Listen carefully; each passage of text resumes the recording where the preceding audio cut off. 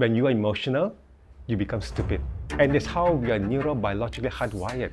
We can still be functioning very well in our careers. When it comes to personal, emotional stuff, we react to situations. We're not thinking anymore. What if the mind could be rewired? Not in years, but in moments. This is Dr. Joachim Lee. For over 2 decades, he's been helping people overcome trauma by blending neuroscience with compassion. His work challenges how we think about pain, healing, and the power of memory. I decided to embark on what is the science behind it. When I did my PhD, what I discovered was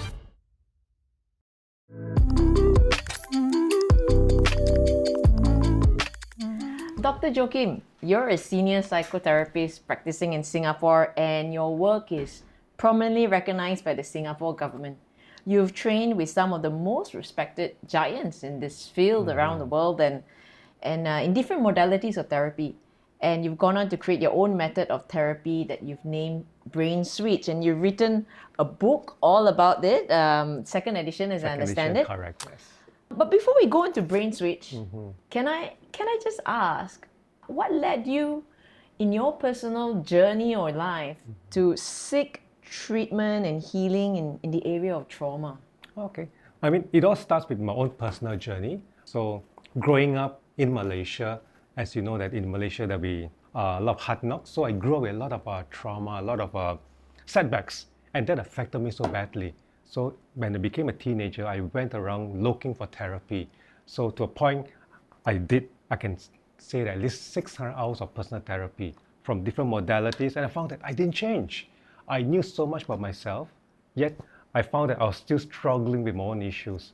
So that's when then I decided to embark on what is the science behind it. What can I learn from neuroscience? So the more I read, I realized that what I was originally trained in, even though it value add to my understanding, it didn't change me. So that's when it drove me to, okay, I need to develop something that is science-based and yet has evidence and is effective.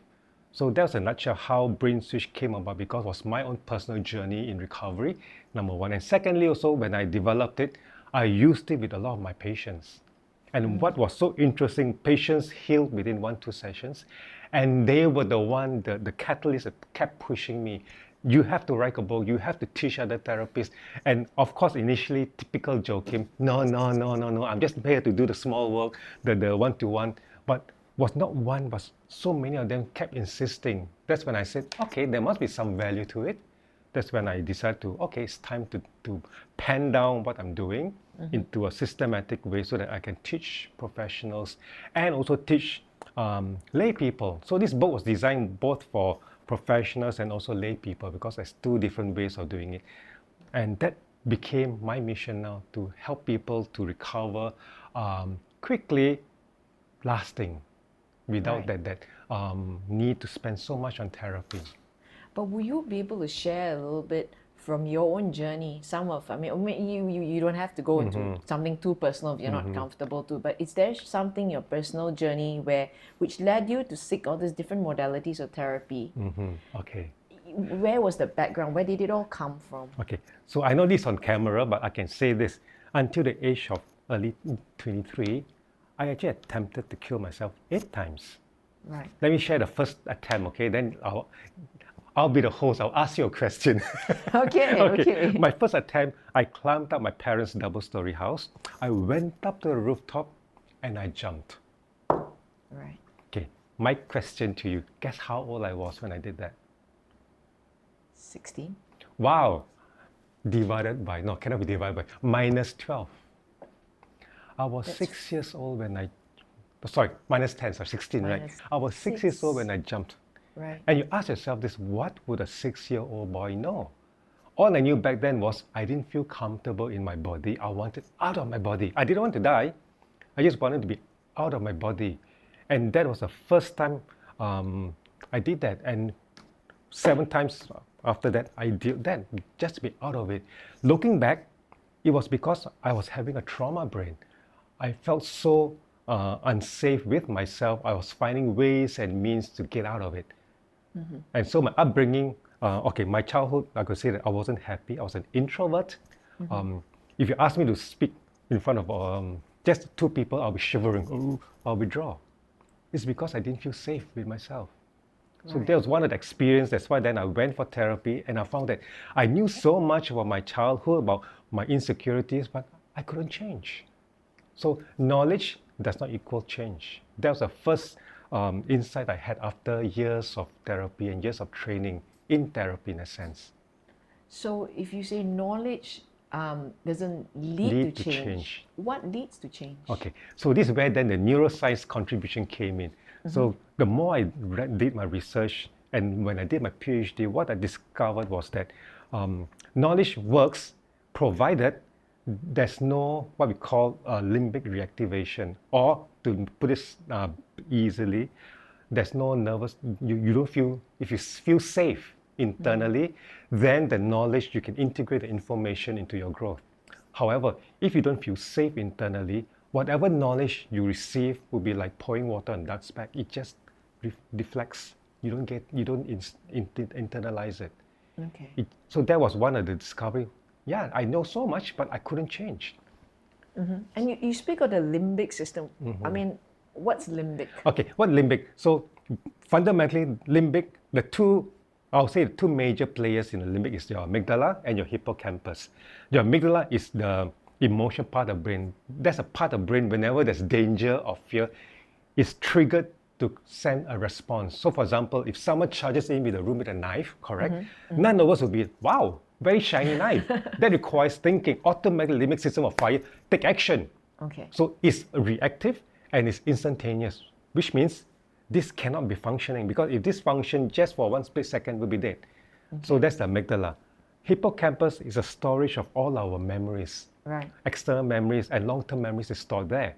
So how the limbic works is, if my upbringing wasn't pleasant and I've gone through, let's say, attachment issues or bullying, or I don't feel safe, my memory stored in my hippocampus will be based on those memories. It gets stuck in that loop because it has to then feed to the amygdala, look, your environment is not safe. Right. So therefore, I'm constantly vigilant, looking around, consciously and unconsciously, I don't feel safe.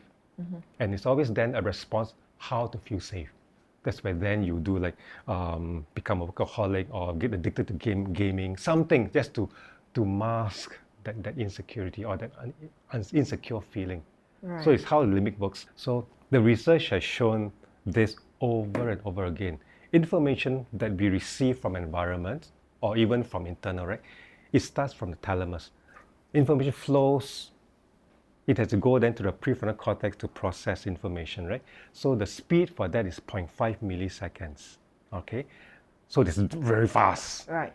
However, the speed, before it can go to the prefrontal cortex, it has to pass through the amygdala. Right. So the amygdala's job is to first, it's like the gatekeeper. Is this safe information or not? Okay. And the speed is 0.25 milliseconds. It's twice as That's fast. a lot happening. Yes. So which means if the limbic processor is danger, Yep. it has to block the information from flowing to the prefrontal cortex. Okay. So when that blocks, guess what? Because then information doesn't go here, we are responding from a position of insecurity, or we react to situation. We're not thinking anymore. So Joseph Ledoux has even said this. I like to use this quote. When you are emotional, you become stupid. People were like so insulted by statement, but he says that, yeah, because information doesn't flow. Right. Right. And it's how we are neurobiologically hardwired. Every time there's danger, boop, has to switch off, and this has to take over. I see. In real danger. So again, guess what? Growing up from, let's say, a childhood where we've gone through a lot of attachment breaks or insecurity, and we all go through that, correct? Sure. That's part and parcel of life. But some of us, because of our more sensitive or more repeated experiences, we get hardwired that the world is not safe. Okay. For me, was my first 5 years, I didn't feel safe. That's why my first attempt was at 6 years old, because internally I didn't feel safe with my body. I couldn't understand it because I didn't have any rational understanding. I just felt that you're so foreign being my body. So just reacting to what I felt internally. I love that you're sharing so candidly, because I think it gives not just children wouldn't be watching this, but parents. Parents, I think yes. we're going through this with their children and knowing that it is real and it happens, and the fact that you're sitting here as a I'm still alive. fully grown man, Yes. and you've gone on to do your PhD in this topic, Yes, it gives many people hope. And I think it's probably a good juncture to go into the BrainSwitch itself. Okay, sure. How do you think that helps? Because you speak about the limbic system and how the amygdala is the gatekeeper. Gatekeeper, yes. Right?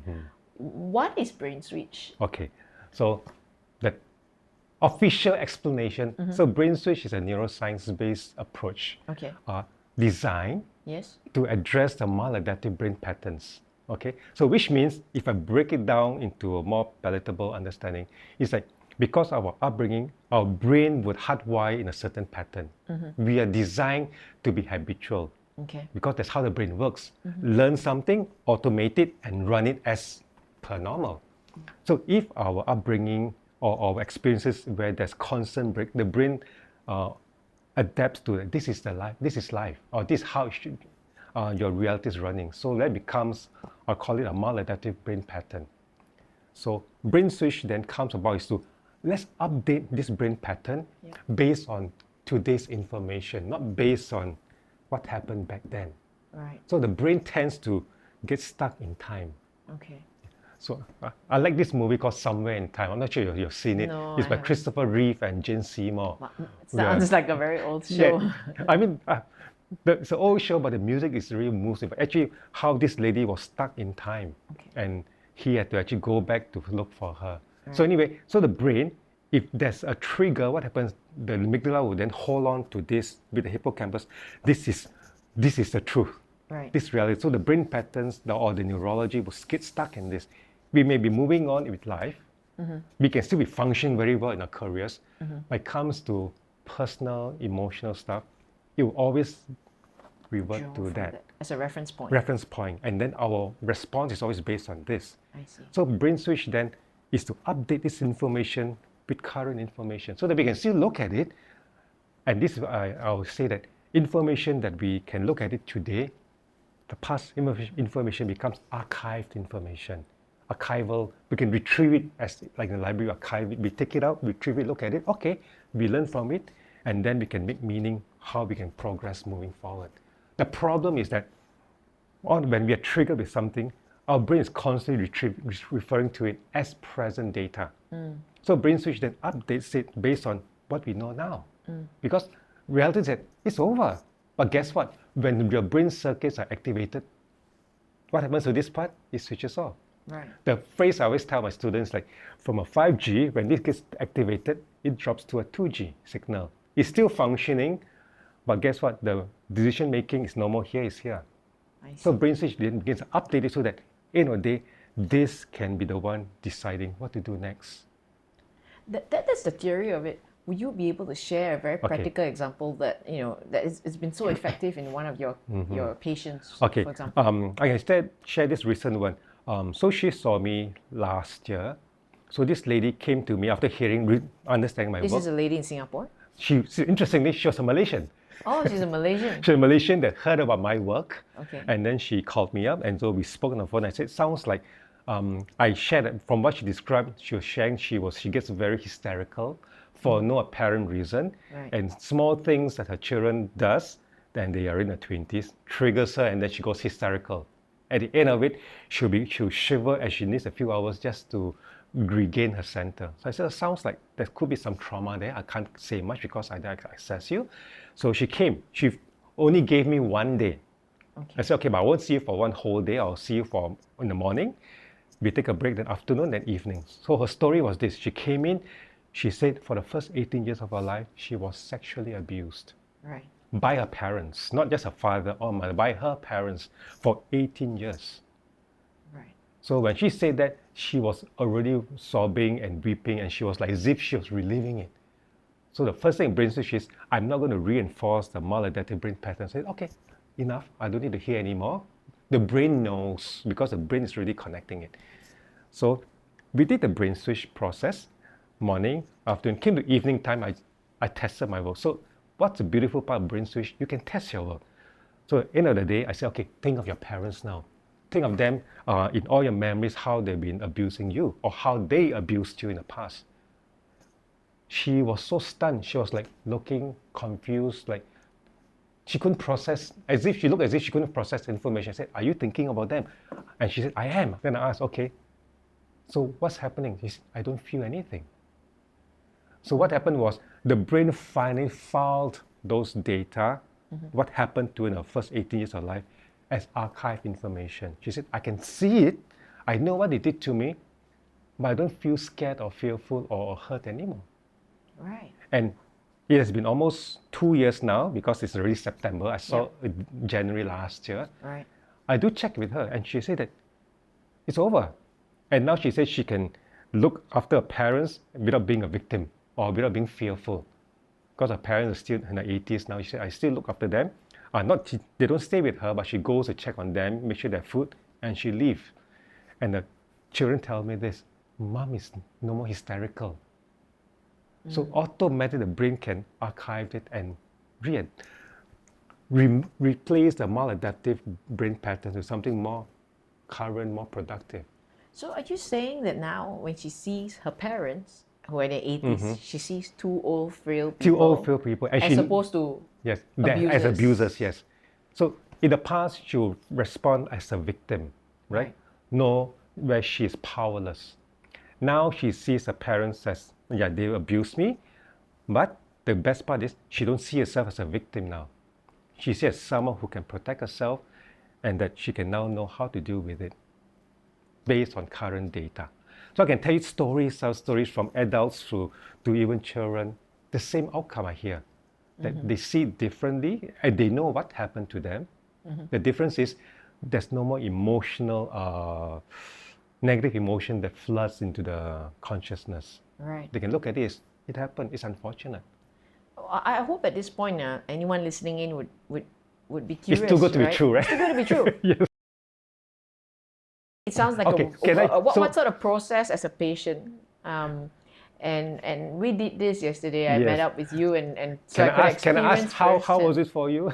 It was a very interesting experience, and it didn't feel therapeutic or woo-woo, but I felt That's meant to be that way. But I felt exhausted at the end of it. But I think maybe it would be better if it came from you.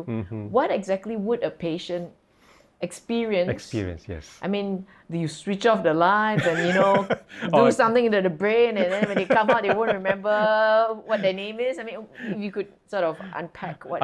Okay. So part of my work, the research is also based on what we call memory reconsolidation. So one of the things we learned from neuroscience is that in the past, just let me talk about the past. In the past, we always thought that memories were permanent, which means this happened to you, you're going to remember it for life, which is correct, but you're going to feel the same way for life. You can't change it, but you learn to sort of manage it or to put it at bay.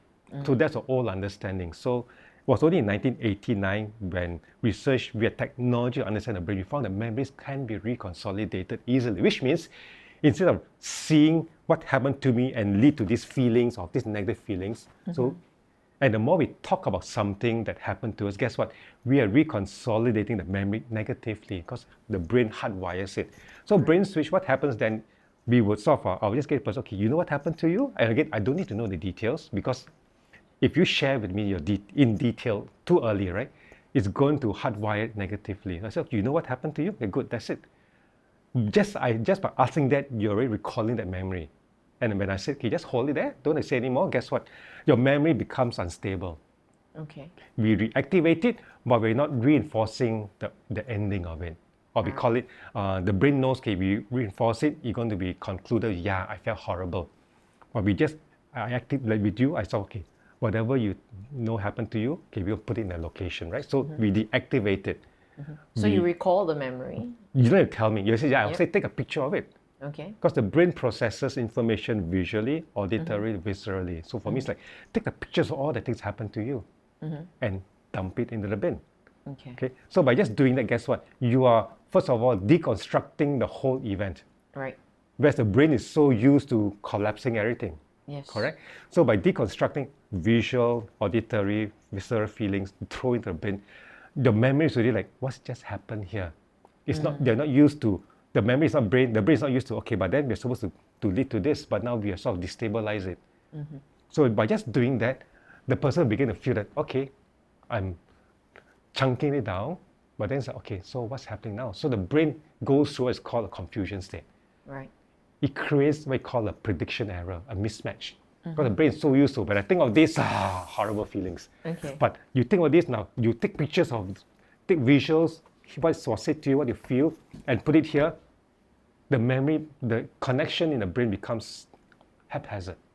So when we shift it, we dissolve the memory. So in other words, what a person experiences is literally, I like it when you say it's not woo-woo. It's not meant to be woo-woo. It's meant, it's designed so that we can use it and do it for ourselves. And it is, there's no pain or no emotional, the typical talk therapy way where you feel the pain and you need to process it out. It's literally, this happened to me, okay, I'm going to throw all the visuals. What was said to me, I was told when I was young, you're such a stupid boy. 没有用的, 没鬼用的. I know my grandma keeps saying that to me. Guess what? I had to fast record that statement, which I internalized. I had to dump away. And all the rejections I felt about myself, I had to throw it. So by just doing that, the memory becomes so unstable. Right. So then when we move it and destroy it, and again, there's a process in BrainSwitch, right? When we destroy it, we are telling the hippocampus, it's time to update it. So that's how, so it's not woo-woo, but literally we are just doing it. We are calm, we are still in control, but like you're right, it's exhausting because a lot of things happen neurologically. You may not feel it in the process, but at the end of it, wow, it's exhausting because your brain has gone through a marathon sprint. Right. Especially if there's a lot of developmental issues that have to be processed out. The brain has to retrieve it, disrupt it, throw it away, and reconsolidate it.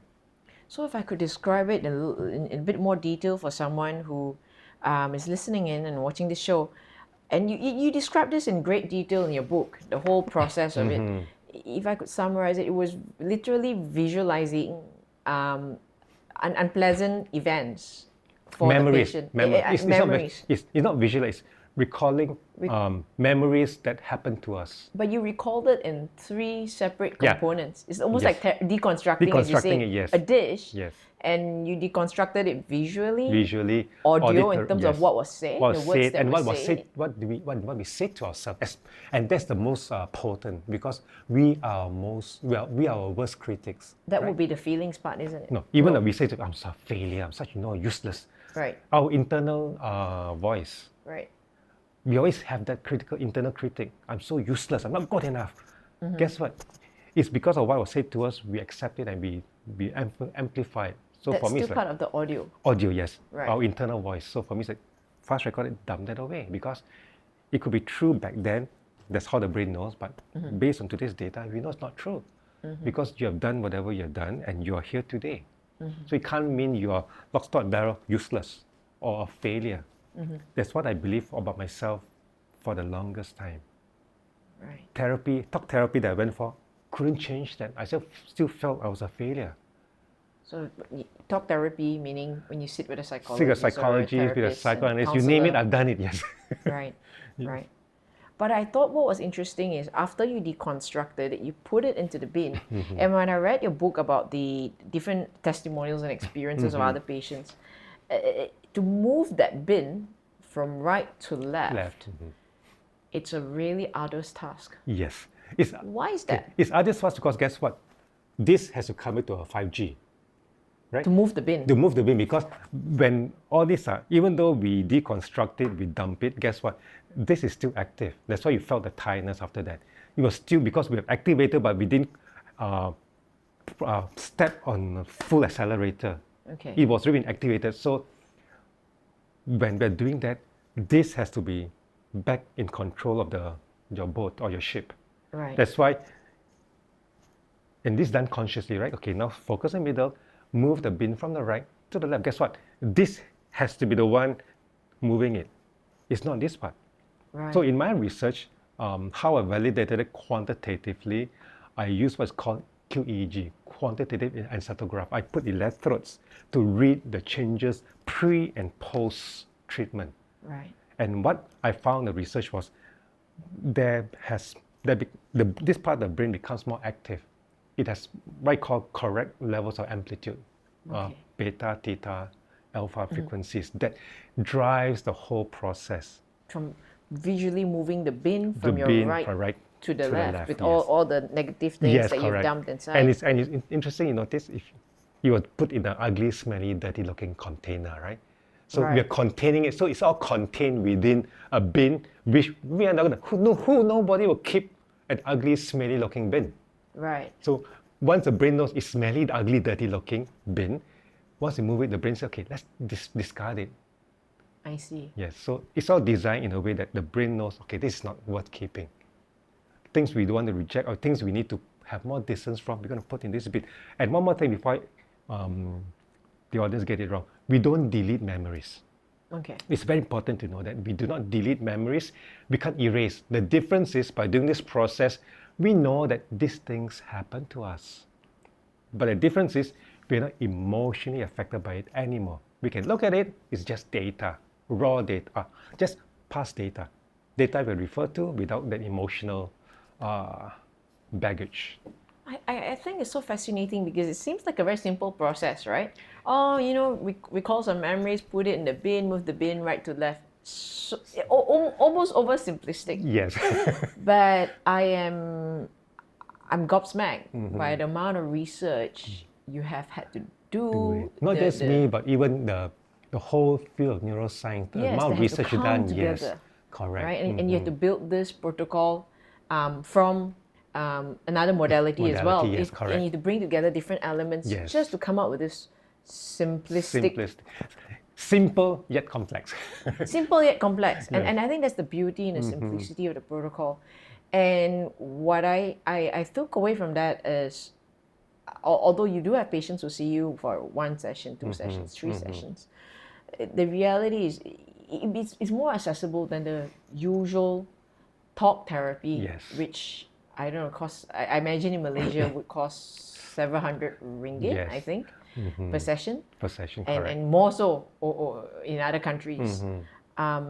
Yet, I think after 1 or even 2 sessions, this is yes. something a patient could do on their own. at Yes. home? Is that right? Yes. At the end of the session with me, I'll teach them how to do it for themselves. So my role is to empower my clients so that they can continue this process on their own. Just a quick pause to say thank you for watching this show. Join our growing community by hitting that subscribe button. Your support gives us the opportunity to invite more voices and better guests to help you on your journey. So gone are the days where they need to be dependent on therapy for years.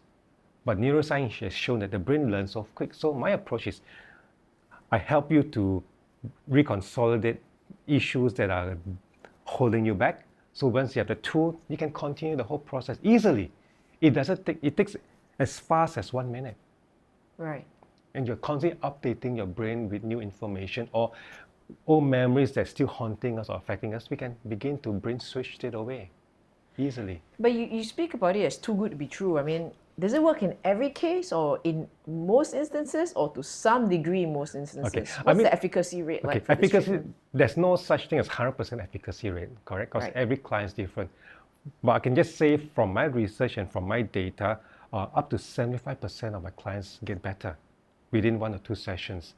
Some that don't get better could be because they don't like the process, because some clients prefer the talk therapy. Some clients say, no, I don't want this, I want this original talk. That's okay, sure, we can do that. But I always say, but it'll take longer. But the data has shown that up to 75% within 1 to 2 sessions, you'll see the outcomes that they want. All right. Speaking of outcomes that they want, I think in talk therapy, traditionally, psychologists and therapists would validate the clients when they come in, Yes. right? So, say if you were in an abusive relationship, but you came into therapy, I imagine, and you said, I said, wow, it feels so difficult for you. It must be very painful and hurtful for you to experience that. Guess what? That's what we call in neuroscience amygdala-centric process. right, The more I do that with you, too prematurely, yes, I'm reactivating your amygdala. And that's a Right. part we're trying to, first of all, douse the fire, to bring it back to a normal baseline. I see. Yeah. So that's what traditional talk therapy does. Process your feelings, hold your feelings. I mean, there's nothing wrong with it. But again, in neuroscience, we know that there's a time to do the top-down approach. Okay. But when we see a amygdala activation, we need to be bottoms up because we need to first of all regulate and bring the amygdala back to a normal baseline. So when we talk about it, you're not going to break down in tears and get dysregulated. You can still, okay, this happened to me. How do I understand this now? So it's different because then this is the one driving the process, not the amygdala running it. I see. But where I was coming to is that if it was talk therapy, often the patient or client would get validated, right? So if they say, I want to stay in this relationship, even though it's abusive, the therapist would validate that and equip them on how to cope. Would that be the same in BrainSwitch? If you want to stay in an abusive relationship, you are reinforcing, to put it bluntly, they're going to continue to hurt themselves. First, I want to understand, if in the actual session with my client, I say someone comes in, I want to still be in an abusive relationship, or I want to learn how to manage my abusive relationship. Yes. The first thing I want to ask is, what's the value to this? Correct? What's the value add that you want to gain by holding on to this abusive relationship? And what are areas that you can learn to sort of manage better first? So first we set the parameters of it. Right. Then the next step is, okay, then can we do a process so that this part that's affecting you, we can learn to manage it better? Because at the end of the day, it's still a person's choice to be in an abusive relationship or not. But it's my responsibility to know that while they are in that, this is still deciding when is it time that this is too abusive. I work with with domestic violence cases in Singapore. Right. And to a point, they need to know when is it time to run away. Yes. Or when it's time to lock the room and not just get beaten up. Yes. So, and many times we know from the research, someone who gets attracted to abusive relationship, it's because of some unmet attachments that they feel there's a match in this relationship. So then my job is to first of all unpack that a little. Not the typical talk therapy way because it's unnecessary, but enough to know then what are the baseline triggers. And what are baseline triggers then we can first of all deactivate. Right. And how does BrainSwitch help those sort of situations then? Fundamentally, any attachment, any needs, right, is based on we are designed to connect. We are designed to connect, we are designed to grow in relationship with other people. We are not meant to be alone. You're not meant to be alone. Right? If we are meant to be alone, then you just be you or me in Malaysia, no one else.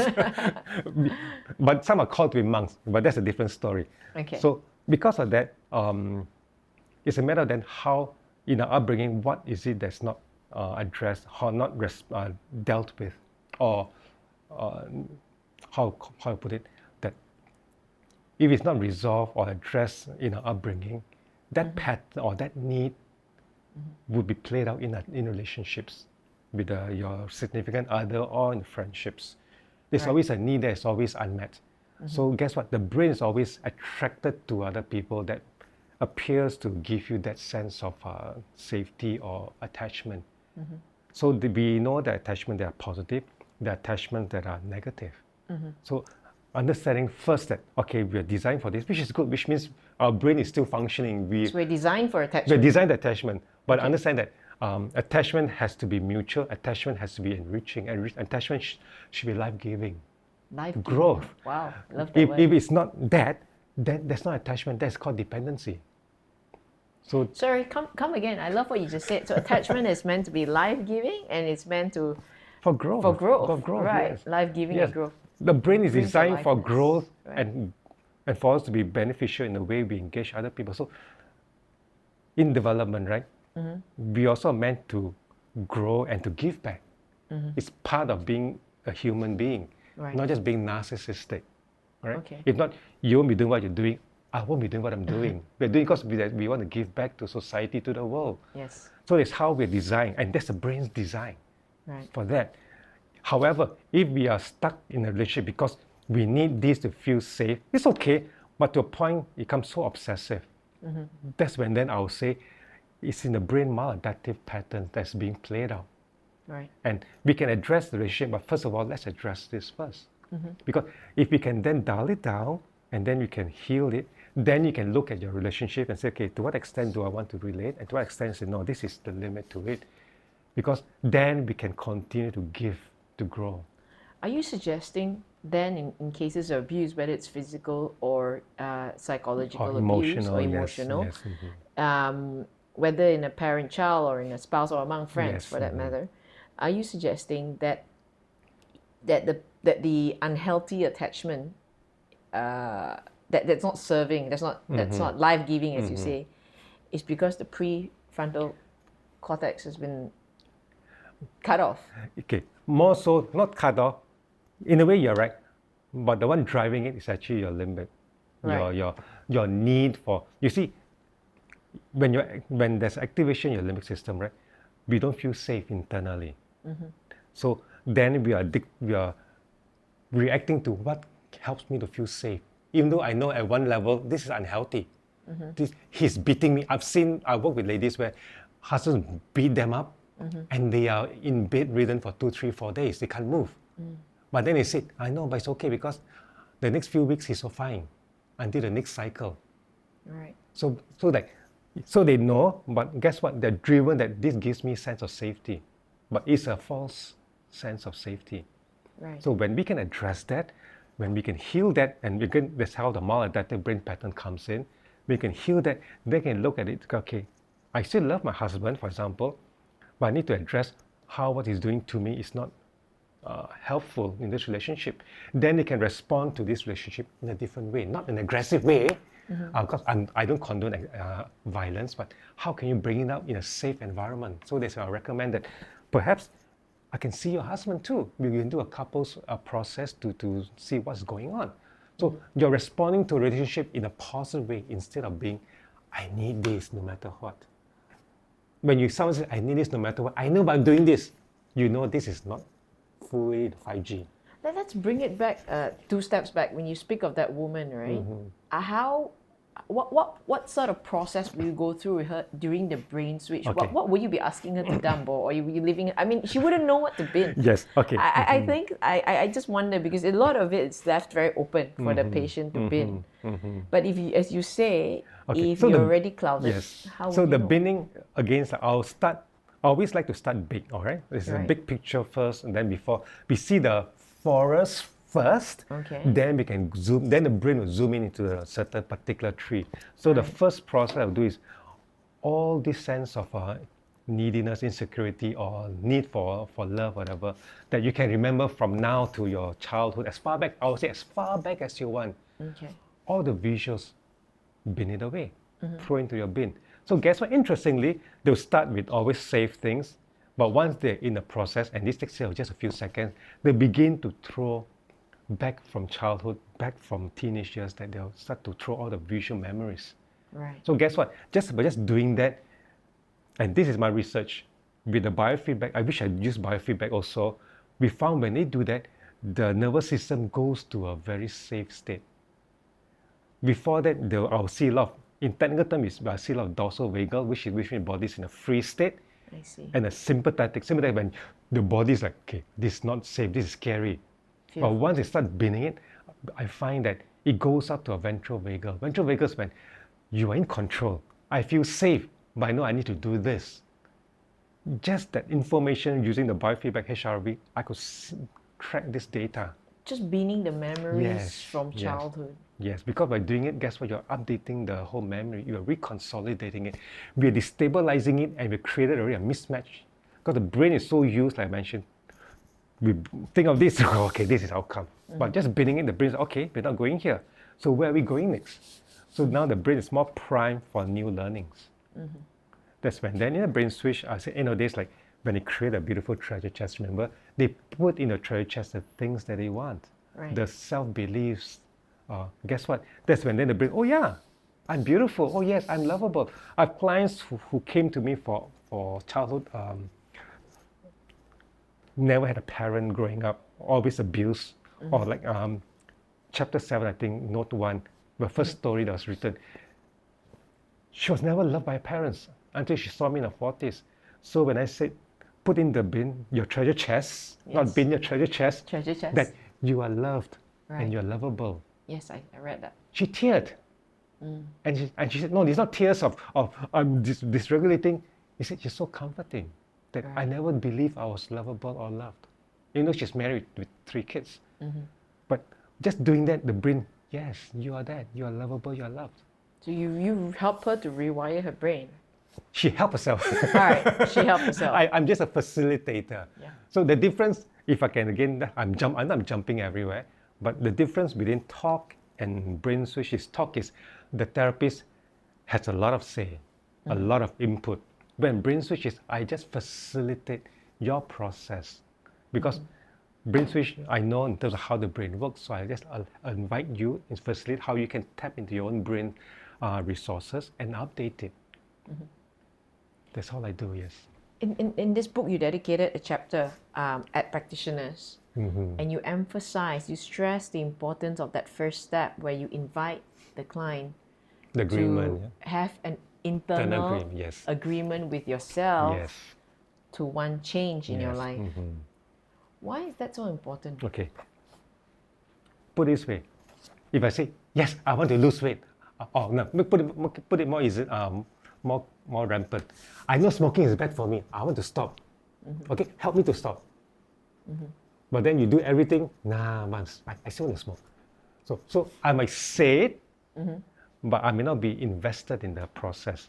So let me explain that, give another story to explain why the internal agreement is so important. So this doctor saw me. Yes. When he made an appointment with me, he said, I have a trauma. And he wants to see me to work through his trauma. I said, sure. We made an appointment, but it took him 5 months to see me. Right. Every month we're about to see him, he always cancelled on me. So the 3rd month, I saw a pattern. I said, look, if you want to see me, please take time off. He said, yeah, my work is such, it's always emergency. I said, yeah, you're in the A&E. Emergency is always happening. So eventually he took a half-day leave to see me. Okay. He sat down and we chatted a bit. And I said, okay, so do you want to use a BrainSwitch process? Yes, I got this trauma. I want to let go of it. I'll be free from my trauma. Cool. Okay, good. Just go inside and just check inside. That part of you is running this discomfort, right? He said, okay. He went, he closed his eyes. His eyes were darting everywhere for 2 minutes. It was as if he was dreaming, the rapid eye movement. Right. He opened his eyes. In horror, he said, no. I just checked in. I'm not ready for the change. Okay. I said, okay. So I'm confused. You told me consciously, I want to change. When you went in to check, you don't want to change. What just happened? And he said, I went inside and I just asked myself, and my internal part just said, I want revenge. Right. I said, tell me more. And I will not heal, I will not let go of my trauma until I see my parents get hurt for what they did to me. So sometimes I might say something, but your internal self is the protective part of you. Right. Yes, run this maladaptive pattern to keep you safe. Okay. So if that's the only way the brain knows, why should it let it go until there's new, better ways? So the agreement is just checking in, can we find better ways? Can we find a more effective ways? So the internal agreement is to go inside to have more alignment, more congruence, conscious and your unconscious working together.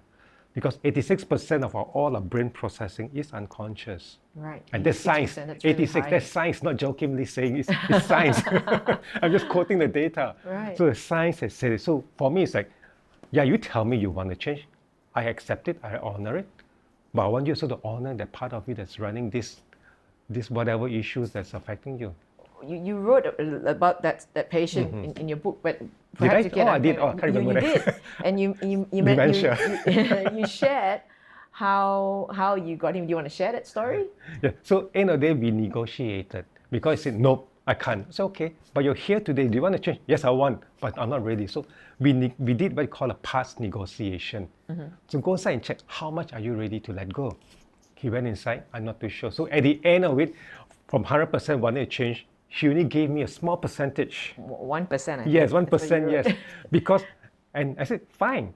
1% is better than 0%. And guess what? The 1% was more than what was needed for him to change.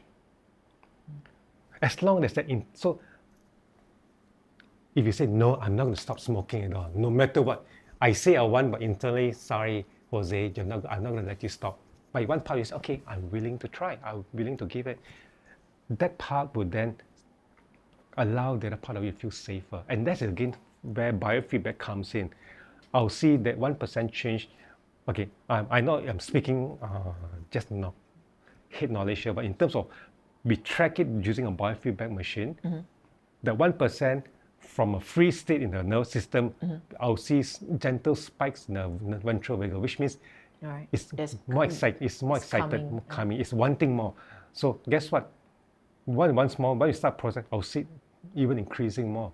It's like it needs a catalyst, something to jumpstart the process where, okay, I am willing to find new ways. So I don't work against someone, I work alongside someone. So talk therapy, what I found in my own experience, many times when I need to tell my therapist things, I want to say, but I'm so embarrassed inside. It's like, you're going to know my secret, I'm going to feel very shameful after that. Guess what? There's an internal battle going on. Right. But if I can have more internal agreement, how more relaxed it can be, how more natural can a process be? Because the brain works best when there's less resistance.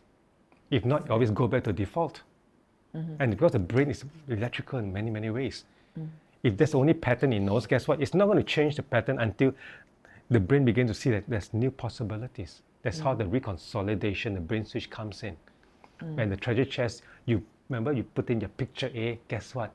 You created picture A yourself. I mean, that self, the new version of you. I didn't create it for you, you created it. Guess what? The brain, yeah, I want this new version of me, different. So then guess what? The brain knows That has to go in there. there's hope, there's possibilities, there's change. But in this story of this young man who's a doctor, who's an Yes. A&E doctor, right? Yes. You wrote in the book and you shared that he said one of the reasons why he had to hold back was he said the trauma has actually made him the success that he is today. Yes, it's always the case. People say that. Yeah, and he said that if he let go of the trauma, then the success will disappear. Yes. What will you say to that? Okay, this is where when we are driven to do something, let's say we use our pain to drive us, right? So the pain becomes the driver, and the more we can drive ourselves, we don't feel the pain. So that's why we always associate the trauma with our success. But don't forget this, the fact that you can do it shows that you really have the resource within you. It's just how we blindly think it's our pain that helps us. Like when I work with my artists, my musicians, they tell me the same thing. I'm most creative when I'm in the most depressed state. When I'm depressed, I can't produce music. Because again, that's the maladaptive brain pattern. But again, I can show them that without the pain, you can still create music. Or for example, make it more simple for you. People say, I need to smoke to release my stress. Okay. Correct? Okay, sure. I'll take you at face value. I'm not going to challenge you. And give me this, and when I go through let's say I'm a banker and I go through this, I need to release stress, I'll go down and have a smoke, for example. Okay, so you only smoke when you're stressed. Yes, I only smoke when I'm stressed. Okay, so what do you do after having a meal? I have to smoke. Why? Are you stressed? It's a maladaptive brain pattern. Right. The brain is habitual, the brain automates. So like even top performers, when I work with my neurosurgeons or people in a high level, right? Yes. They are the best when they're in the operation table, when they're doing what they're doing. In the flow. In the flow, yes. Because they're not feeling pain, they're just in it. That's an alpha brain state. We all have that. But then once you're not doing that, I'm a failure, I'm useless. But once you're inside, it's a different person. Right. So the impression people think that I need my pain to be in my best. But no. You can be even better without your pain, because when you're using your pain to be your best, this part is not fully 5G. Right, it's at 2G. 2G, yes. So you're using a 2G power to do what you're good at. Right. But once this is safe, guess what? You're in 5G. You're 5G and you can do better. My personal experience, I used to be a chess player, okay? I used to be Malaysian. Right. I used to be the MSSM chess bronze medalist. Oh, okay, So, wow. but I stopped playing in 1985, so that shows how old I am, right? So now I've decided to pick up chess again as recreation. Right. I'm no more the traumatized young man or young boy. Yes. Guess what? I look at my game now, I'm so much better than when I was top of my game. Right. It's because I'm no more in that trauma state. I'm playing in flow. I'm so relaxed. I compare my games from the past and now say, gee, I don't think I was as good as I am now. It's because my brain is now more focused, more relaxed. I see. So that what we think, I need a pain to be high performance. No, it's not. Not. It's just a myth that we have. You speak a lot about smoking. Let me ask you a silly question, right? There's no silly question. Well, I don't know if you feel that way after I asked the question. It struck me that people do smoke, and some people might feel guilty about smoking. Yes. Maybe the spouse doesn't want them to smoke, Yes. or the parent doesn't want them to smoke, Yes. so that's guilt. In that situation, could it be that, say, if I was smoking and I came to you and said, I feel a lot of guilt smoking, could I brain switch in a reverse way instead of to get rid of the smoking, to get rid of the guilt of smoking? I mean, would that work? Technically, yes. But then for me, I also want to talk about the repercussion of you when you're smoking, how it impact your relationship, Right. how it impact your whatever. Because then I want to see the ecology of it, not just individual, but the ecology that the person is in, the So relationship. back to the big picture. The big picture, yes. If you don't feel guilty smoking, how will it impact your family, your wife, whatever? Because in a day, it's a choice. Again, we can't force someone, but it's a choice that you need to first see all the information and decide what you want. Just the internal agreement. Agreement, again. yes. Right.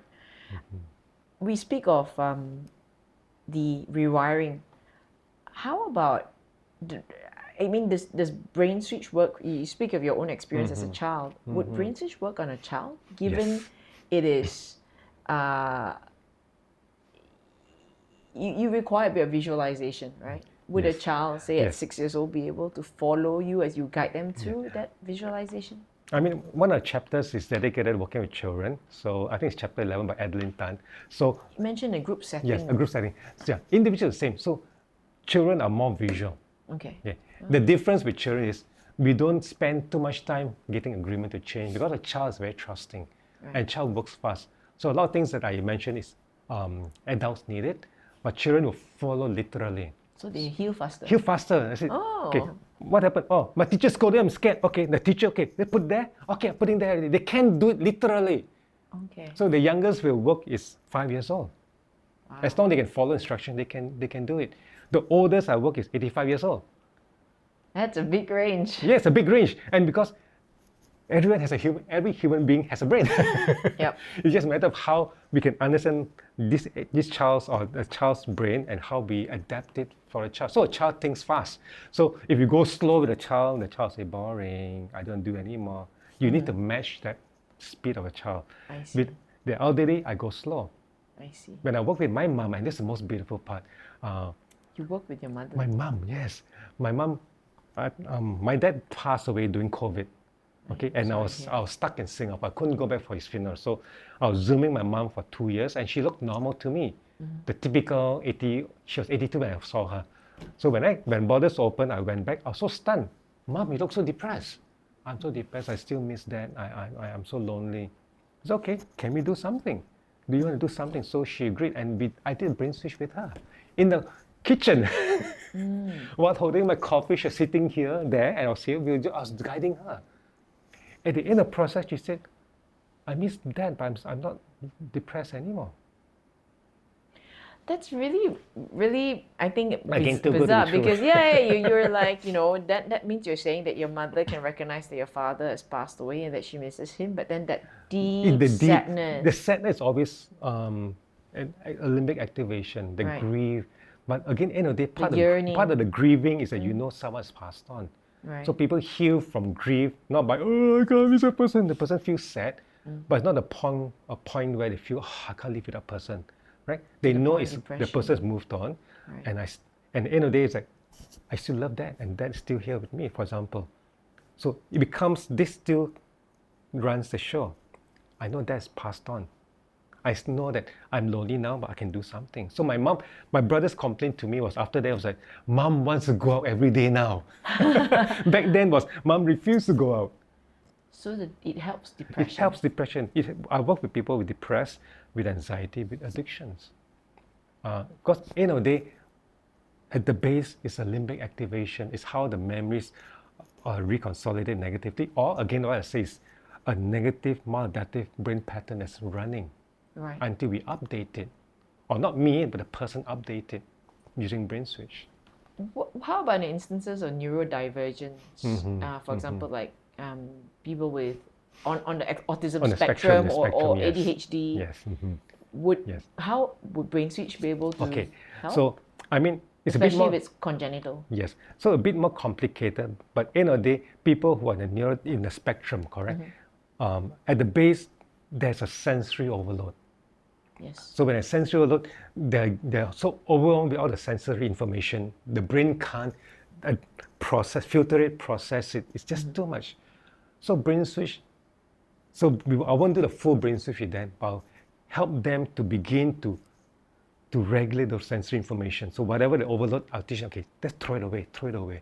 So slowly but surely, they learn this part of the brain learns to filter data, filter information. So it's not an instantaneous one, but it's a process where they begin to take back control of the neurology slowly. Because neurodivergence, especially in the autism spectrum, is different from someone who's Asperger's, for example. Right. So it's again the whole spectrum of who am I Depending on dealing where with, you are on the spectrum. Those Asperger's is different. Asperger's is the highly Highly intellectual. functioning, It's just they don't know how to deal with emotions. So that's easier because then it's just teaching them how to recognize the triggers and then dump it. Where those in the autism spectrum, that's when then my first focus is build this part. So as simple as I'm scared, okay, throw it away, put it away, push it aside. So teaching them slowly to put it away. Right. Yes. That's another approach. I mean, it's not mentioned in the book. It's called BrainSwitch 2.1, or where we use the sensory information to dial it down. I see. Yes. So there are processes that. And that would help ADHD. ADHD. Because ADHD, yes, it's correct. increasingly a problem among children in Malaysia. You know what's the problem? Because of technology. Right. Because guess what? The young now are exposed to TikTok, YouTube, and it's constant stimulation, right? And so quick. And let's say TikTok, the changes is about 10, 15 seconds, then the brain pattern matches to that. Right. It's adapted to that. I need constant stimulation. So they have ADHD because they can't sit down because they need stimulation. They can't gate it. They'll find ways to occupy themselves. So then BrainSwitch can come in to first dial it down. How would you dial it down through BrainSwitch, for example? Yes. Given it's a, I mean, Same thing, sit what sort down. of memory you Okay, sit down, TikTok? focus. Yeah, sit down, focus. Okay, what's happening? I'm feeling okay. Throw it. What's happening? I'm seeing this. Throw.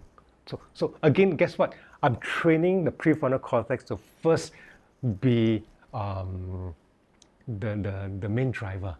Okay. Yeah, because in like for TikTok, what happens is it's random information. Yes. For ADHD, it's competing data. They're so overwhelmed with information, they are confused. But guess what? They're confused because there's an information overload. Right. We need to, okay, I want to pick this. This is not relevant first. Like all of us, right? When we have a choice, what should I do next? Okay, no, I'm going to do this first. We decide. That's for most of us. But someone with that spectrum is like, we just can't decide because it's just, everything looks so exciting. It's like lights all Lights switched all on over. And you know that there's more lights coming. But first is, you need to be able to sit down, be calm, and to discerning what is most important now. Right. And start from there. So again, those in the spectrum takes a bit longer because the work that I wrote is more designed for mental health, like depression, anxiety, trauma. So for those in the spectrum, we can still use it, but it's a bit longer. Because we're training the prefrontal cortex to be the main driver in the whole process. Right. You know, like in a lot of large companies, I'm sure in Singapore as well as in Malaysia, that we have like wellness programs for employees. Would BrainSwitch work on a corporate level? Yes. Like it could? It could, yes. Does it always have to be individual sessions, or it could be a group session, and that could be sort of rolled up? You know, chapter 17 by the Malaysia's certified, her record is doing with 200 people simultaneously. 200 Yes. people. She beat me because my record was, my average age I did was I did for 85 people. Right, The youngest was 69. right. The average age was 75 years old, but I did it with 80 people. So it can be done in a group. So but the difference is then it's not very specific, but it's then a generic way of just switching it. That helps the brain because you're constantly spring cleaning the brain, so the brain is more focused on what's important. It can be done, yes. And it will help employees to be Yes, more definitely, effective yes. at work as well. Yes, yes. Where do you say, often, especially in the Asian setting, I think, when you say, I'm feeling really down about this broken relationship, or, I was told by my parents that I'm stupid and I'll amount to nothing. You have people say, hey, just get over it, Yes. just get over it. Yes.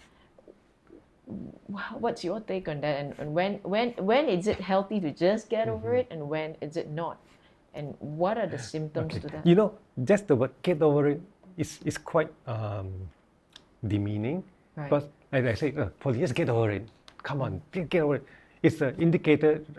It means if I'm referring that you're weak. Move on with it. It's not that you don't want to get over it. You just feel that you're stuck, right? So that's number one. So number two is with BrainSwitch is easy because then it's like there's a process where you don't need typical talk therapy. You're just running through this process in your brain. You can begin to wire your brain differently. So BrainSwitch is meant then to also demystify that talk therapy need not be something mysterious or something, or you're weak, but actually it enhances your brain capacity. Research has shown, interestingly, that through limbic system interventions like BrainSwitch, people can gain up to 2 to 5 IQ points. Wow. Again, for obvious reason, because as long as this is activated, this is not functioning fully. You suddenly have all the parents signing the kids up for it. Well, one of my colleagues, a student she is now known as the expert for students sitting for exam because she used it and her students were underperforming in school. Yep. Came to national exam after going through this process. They did very well. I see. Literally improved the points by more than 100%. Wow. So now, like I told you, better advertise yourself as expert in this area. Because once the person feels safer, guess what? I can focus, I can memorize, and when I sit for exam, I don't have to be, I'm scared. It's like, okay, I've learned this. They're calm. So it's not about just getting over it. It's like, there's this process you can use. And that's why when I work with my clients, I teach them at the end of the day, you can do it on your own. You don't need to see me anymore. Like, you want to see me? Sure, of course, it helps me. But my job is to design so that you can continue this process on your own. When I work with my drug addicts, extreme addiction, I even work with what we call a polysubstance abuser. So polysubstance abuser are people who take any form of drugs. Okay. Typically, drug addicts, they just take a certain drug. So polysubstance is when they take anything and everything just to feel high, to feel low, as long as they get something out of it. Right. This rewires the brain. And people who are in debt for 35 years have now regained their lives. One even have started his own gym, got his act together, is now being a father to his kids again. Because now they say, what's important to me? So you mean they look at the drug and they go, yeah, that's not for me? Yes, not for me. This story is interesting. It's not in a book. So at the end, when he got clean, he said, no, but Joachim, I still take codeine. It's okay. How often? Oh, about once every week. And just a bit. So why? I just missed the bus. For me, it's so much better than taking the huge amounts and he goes in unconscious and whatever. I said, cool, it's your choice. I mean, to the point that he's able now to say, no, this is my limit. The internal alignment's not there yet. Yeah. But to him, it's a good alignment because it's the improvement. Already. But it's your choice. I mean, and it's not for me to say it's better or wrong, but to the point that you have better quality of life, that you can be able to engage your family in a way that you don't mess up your life and harm your kids. Right. So again, it's all through just updating the way your brain is running a pattern.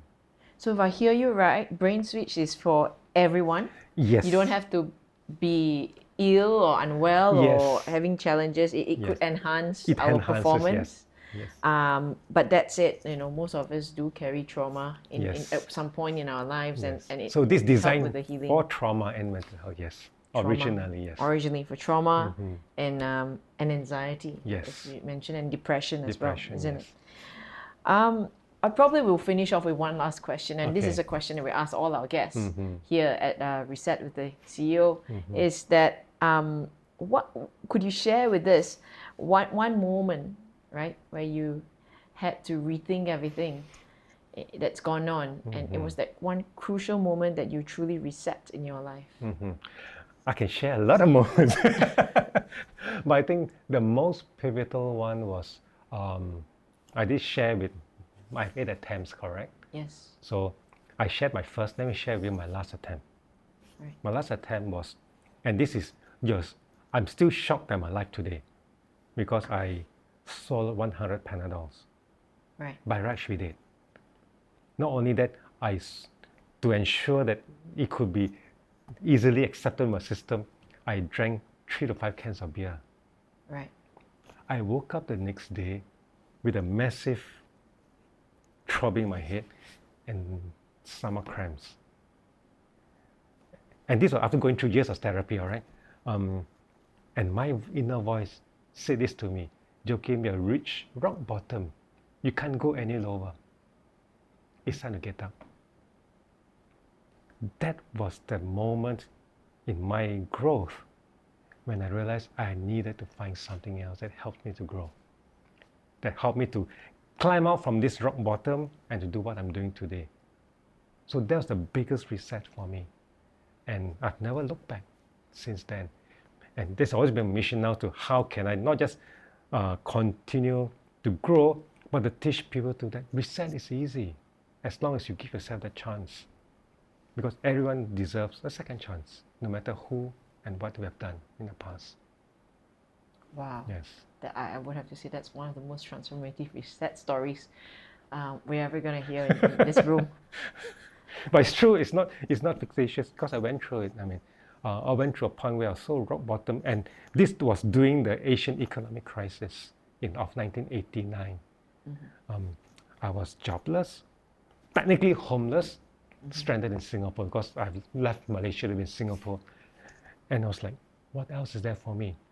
I've done everything, I've done all the therapy, and yet I couldn't even, and my inner voice was, can't even find a decent job. Right. Nobody wanted to employ me because it was so bad back then. But looking back, that made me stronger today. And that inner voice, I know what it is, my default mode, and I mentioned in the book. The default mode, if I look at my past and look at this, it's over, I can build myself. Guess what? It's so different. If I not healed myself back then, you won't see me here today. I'll probably still be finding ways to kill myself and literally be still probably doing sweeping the floors, just trying to make ends meet without growing as a person. Wow. That's truly a reset, and I believe that your reset is going to inspire many others to reset. That's my hope and my dream, yes. And I'm sure of it. And I think BrainSwitch would be a strong modality for that reset to happen. Thank you. Thank you. Joachim, it's been an honor to have you on this show. Thank you for having me. Yes. Thank you very much. Appreciate it. If you're finding this episode valuable, please hit subscribe. Your support enables us to bring professional insight and powerful stories that helps your journey to heal and grow resilience. Together, let's create conversations that matter.